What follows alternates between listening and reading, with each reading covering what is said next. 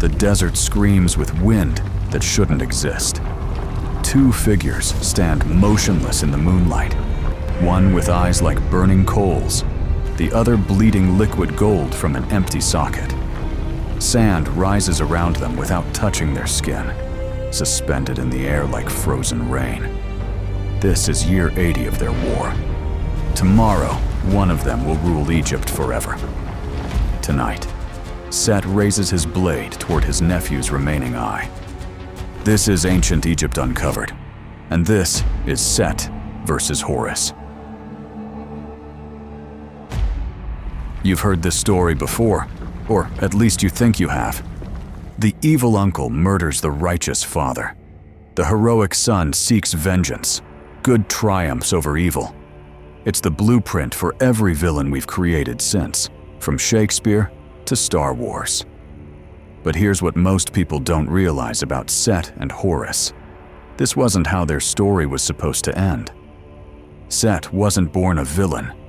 For centuries, he stood as Ra's chosen warrior, the only god strong enough to defend the sun barge against the chaos serpent Apophis every single night. While other gods slept, Set fought. While Egypt dreamed safely, Set bled. He was the protector, the necessary violence that kept the world turning. So what transforms a hero into the embodiment of chaos itself? What makes a god betray his own brother, mutilate his nephew, and tear Egypt apart for almost a century? The answer lies in a single moment of recognition, when Set realized the throne would never be his.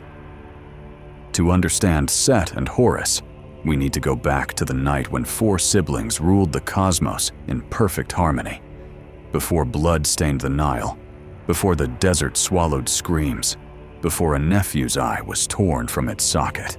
Picture this: 4 divine siblings standing at the edge of creation. Osiris, green-skinned and regal, commanding the fertile lands. Isis, whose magic could reshape reality itself. Nephthys, keeper of shadows and sacred rites. And Set with his curved snout and forked tail, his red eyes scanning the horizon for threats only he could see. In those early days, Set wasn't the villain of your mythology textbooks. He was Ra's chosen warrior, standing at the prow of the sun god's boat each night, spearing the chaos serpent Apophis before it could devour the world. While Osiris governed from his throne, Set bled in the darkness. While Isis wove her spells in palace chambers, Set's storms scattered Egypt's enemies like sand. "Brother," Osiris would say at divine gatherings, raising his cup, "Egypt sleeps peacefully because you never do." Set would nod, his strange animal head catching the torchlight. But the other gods noticed how his claws tightened around his own cup. The turning point came when Ra descended from the heavens with a decree that would shatter this family forever. Osiris would rule the Black Land, the fertile soil of Egypt. The mortals would worship him as king, build temples in his name, offer him their harvests, their prayers, their children's devotion. And Set would keep the Red Land, the desert, the wasteland, the place where nothing grew except fear. Archaeological evidence from the pyramid texts, carved around 2400 BCE, captures Set's reaction in a single line. His heart became hot as fire, cold as the deepest tomb. The ancient Egyptians understood something modern psychology has only recently confirmed. Resentment doesn't explode. It crystallizes, layer by layer, year by year. But the final insult came through a prophecy whispered in the halls of Heliopolis. Osiris would have an heir. This child would surpass both father and uncle, uniting Upper and Lower Egypt under a crown that would never, could never, belong to Set. The prophecy spread through the divine court like floodwater.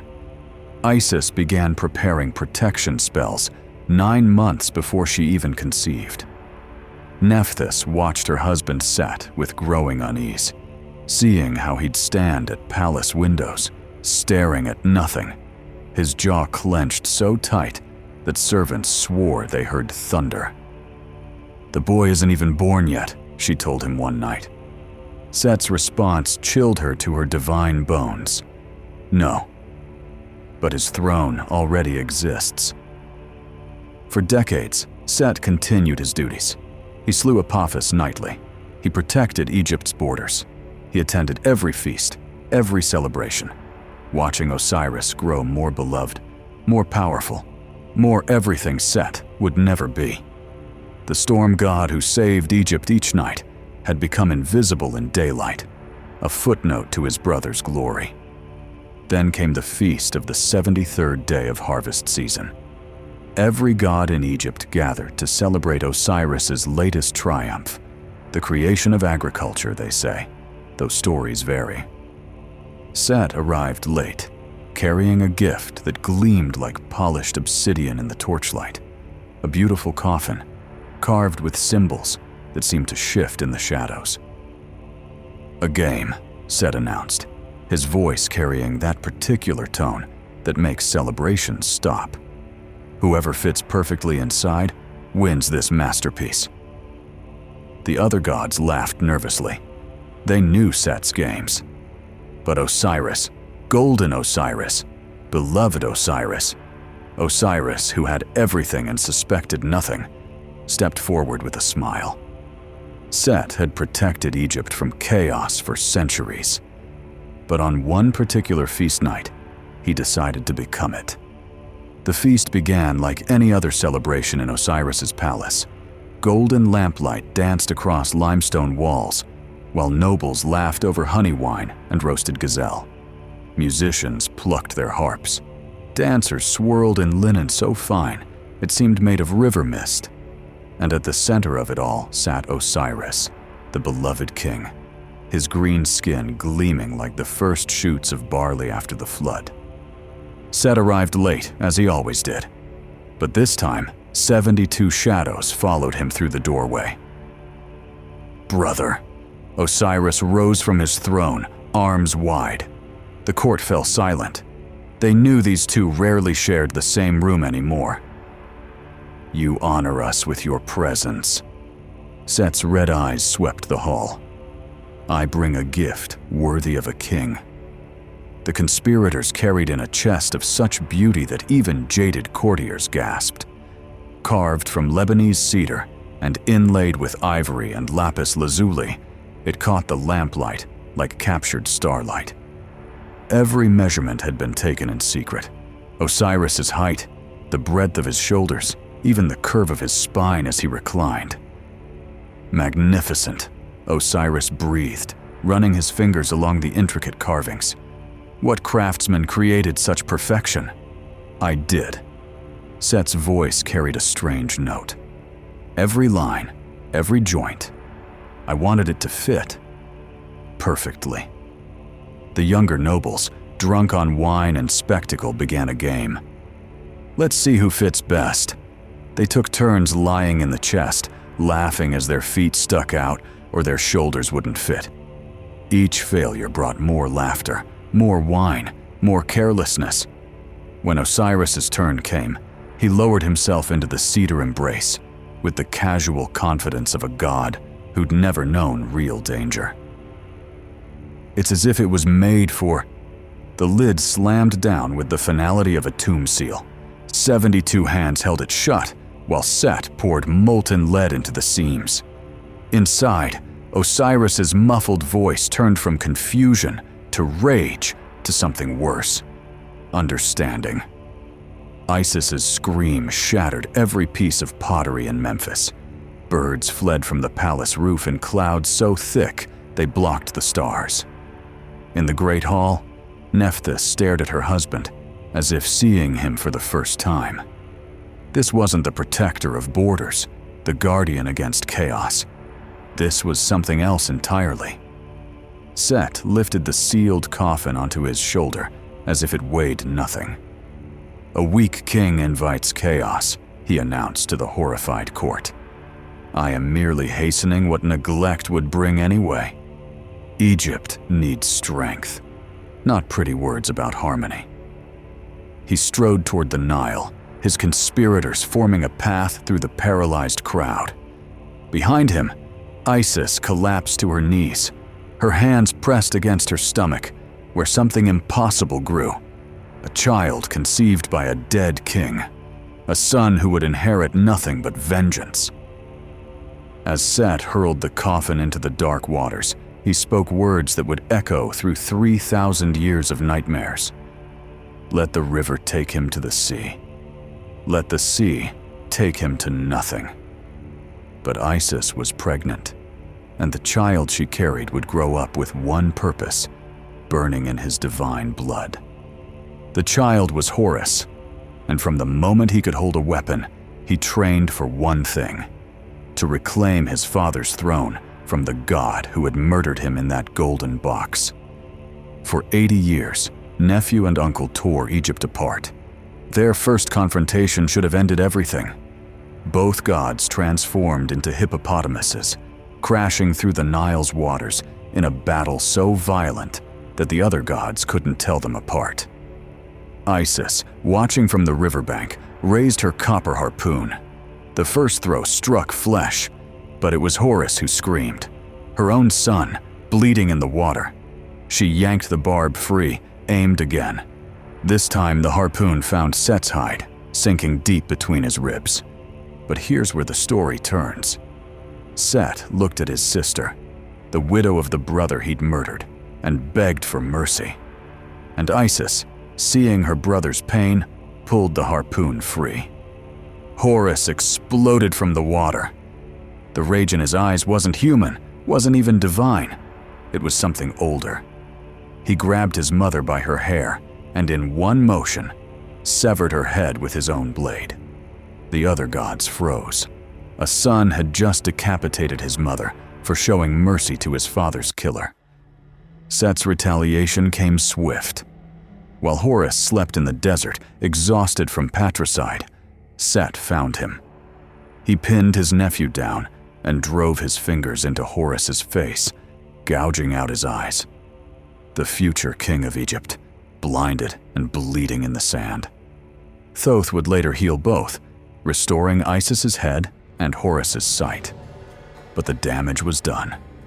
This wasn't a war for justice anymore. This was family destroying family. The second confrontation happened at a divine banquet, and it's here that our story becomes genuinely disturbing. Set cornered Horus after the feast, attempting to assert dominance in the most visceral way possible, through sexual assault. But Horus caught Set's semen in his hand.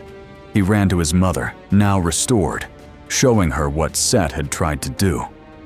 Isis's revenge was brilliant and grotesque. She took Horus's own semen and spread it on Set's favorite food, lettuce leaves in his private garden. Set ate them the next morning, unknowing. When both gods stood before the divine tribunal, Set boasted about dominating Horus.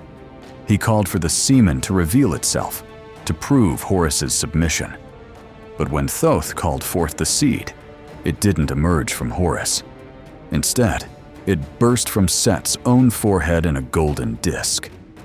The god of chaos, impregnated by his nephew's seed, standing before the entire pantheon with the evidence of his humiliation crowning his head like a twisted halo. The final contest should have been simple. Ra, exhausted by 8 decades of divine civil war, proposed one last challenge: a boat race. But here's the catch: the boats had to be made of stone. Stone boats don't float.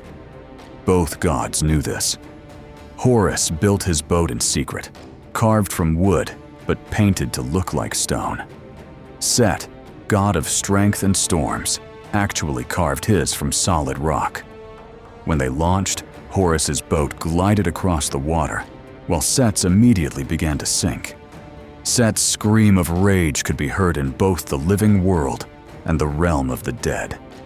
He transformed into a hippopotamus again, not to fight, but to destroy. smashing Horus's boat to splinters. But it was too late. Everyone had seen the painted wood. Everyone knew Horus had won through deception.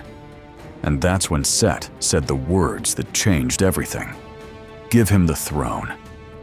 After 80 years, Set admitted defeat.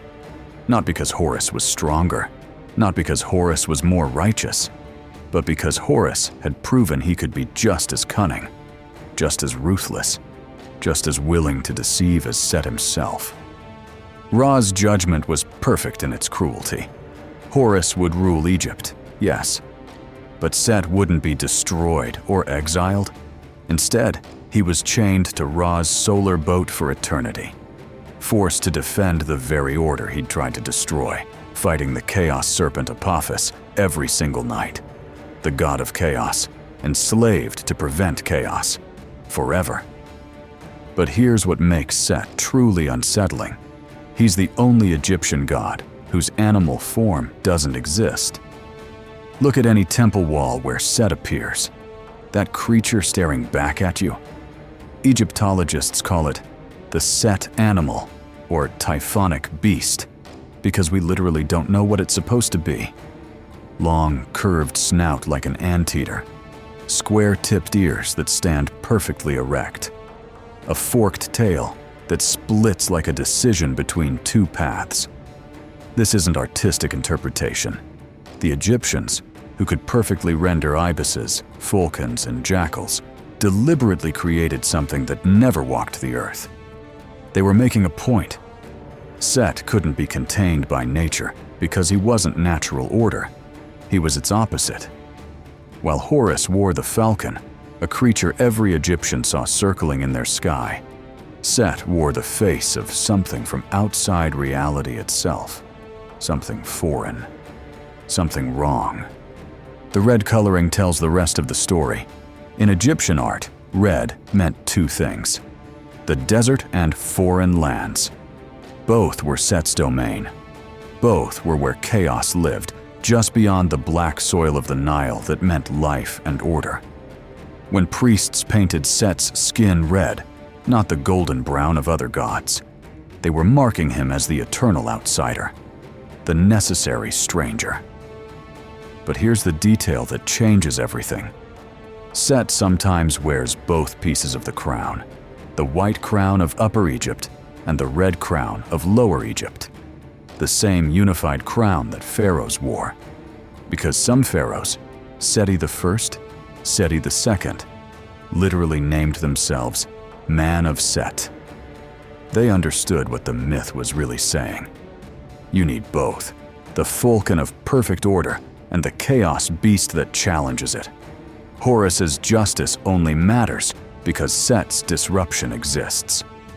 The Set animal had to be impossible because Set himself was the impossible necessity, the darkness that defines the light. That forked tail, it wasn't just decoration. It was the eternal choice Egypt faced: destroy chaos completely and stagnate, or accept it and risk everything. They chose risk. They chose Set. Set wasn't destroyed. He was transformed into something we all recognize. Think about the last time you felt betrayed by family. That specific sting, sharper than any wound a stranger could inflict. The ancient Egyptians understood this pain so deeply, they built an entire cosmic principle around it. Set and Horus weren't just gods locked in combat. They were the eternal expression of why family betrayal cuts deepest. When blood turns against blood, it violates our most fundamental trust. We expect danger from the outside world, but home is supposed to be safe. The Egyptians knew this truth 3,000 years before modern psychology put a name to it. They watched Set, the uncle who should have protected, become the destroyer. They saw in him what we now call the black sheep, the family member who breaks the unspoken rules, who refuses to play their assigned role. Every culture has this figure: the prodigal son who doesn't return, the sibling who chooses differently, the relative at family gatherings who makes everyone uncomfortable with their very presence. Set was the first, the template. He showed us that sometimes the greatest threats come from those who share our blood, our history, our dinner table. But here's what the Egyptians understood that we often forget. They needed Set. Order without chaos becomes stagnation. Harmony without conflict breeds weakness. Horus couldn't become the king he was meant to be without Set's opposition. The betrayal, as brutal as it was, forged something stronger. This is why they kept Set in their pantheon, why they painted him on temple walls even as they feared him. They recognized a fundamental truth. The family member who challenges us, who refuses to let us be comfortable, sometimes pushes us toward our destiny. Even our language carries Set's echo. When we see red in anger, we're channeling the red god's fury. When we speak of someone being set in their ways, stubborn and unchangeable, we're invoking his immovable nature. The Egyptians gave us the vocabulary for describing the chaos that lives within family structures. The desert still burns red at sunset, just as it did when Set ruled those wastes. But now we understand what the Egyptians were really telling us. Every family has its Set, the one who disrupts, who challenges, who refuses to conform. And every family has its Horus, the one who must rise to meet that challenge. The question isn't whether you'll face your Set, it's whether you'll recognize them when they appear. So why did ancient Egypt need this eternal conflict between Set and Horus? Why did they preserve a story where neither god truly wins? Because they understood something we've forgotten. Set versus Horus was never about good defeating evil. It was about recognizing that every thriving kingdom, every thriving life, requires both the diplomat who builds bridges and the warrior who guards borders. Horus brought divine order, the careful cultivation of the Black Land. But Set brought the necessary disruption that prevents stagnation, the desert storms that, yes, destroy, but also reshape the landscape into something new. Think back to that night in the desert where this all began. A nephew stands over his uncle's broken body, victory seemingly complete. But the story doesn't end with Horus's triumph. It ends with something far more profound. Balance. The gods didn't exile Set to some underworld prison. They gave him a job that only he could perform. Every dawn, as Ra's solar bark crosses the sky, Set stands at the prow with his iron spear. Every dawn, when the chaos serpent Apophis rises from the primordial waters to devour the sun and end creation itself, it's Set, violent, chaotic Set, who drives that spear through the serpent's skull. The god of chaos defeating chaos itself, the very force that threatened Egypt's order, becoming its ultimate protector. The ancient Egyptians knew what we struggle to accept. Sometimes you need the storm as much as you need the calm. You've just witnessed the divine conflict that shaped 3,000 years of pharaonic power. But what happens when a female pharaoh dares to claim Horus's masculine throne? Next time on Ancient Egypt Uncovered, we reveal how Hatshepsut pulled off history's most audacious divine deception, and why her successor tried to erase her from existence. This has been Ancient Egypt Uncovered. Until next time, may you find the wisdom to balance your own order and chaos.